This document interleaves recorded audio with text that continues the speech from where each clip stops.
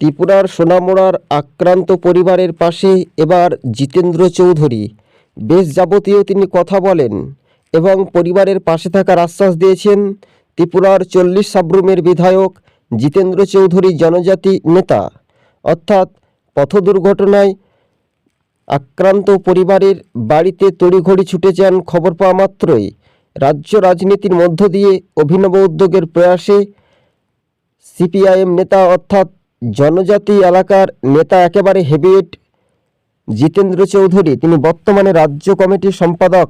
এই মুহূর্তের তাদের পরিবারের সঙ্গে বেশ আধ ঘন্টা কথা বলেন এবং পরিবারের পাশে থাকার আশ্বাস দিয়েছেন।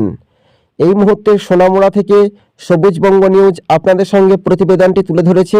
যদি আমাদের ইউটিউব চ্যানেলটি যদি ভালো লেগে থাকে অবশ্যই সাবস্ক্রাইব করে সঙ্গে থাকবেন। আপনারা দেখছেন সবুজবঙ্গ নিউজ। এই মুহূর্তের গুরুত্বপূর্ণ খবর। জিতেন্দ্র চৌধুরী তিনি বলেন, সরকার পাশে না থাকলে বামেরা পাশে রয়েছে। কতটা উজ্জীবিত হবে এটাই এখন দেখার বিষয় রয়েছে।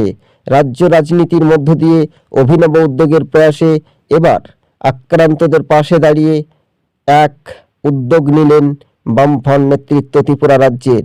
দেখতে পাচ্ছেন সরাসরি শ্রীনগরে আক্রান্ত পরিবারের পাশে বার্তায় আসে। সিপিআইএমের আগামী দিন রাজনৈতিক মহলে ভবিষ্যৎ কি হতে পারে? উত্তর পূর্ব রাজ্যে ত্রিপুরার 40 সাব্রুমের বিধায়ক।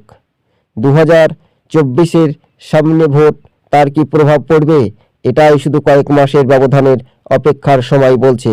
শ্রীনগরে আক্রান্ত পরিবারের পাশে জিতেন্দ্র চৌধুরী এবং তাদের প্রতিনিধি দল হিসেবে দেখা করেন।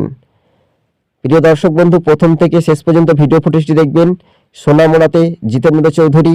আজকে ছিল আমাদের এই পর্যন্ত প্রতিবেদন। ত্রিপুরার বড় খবর।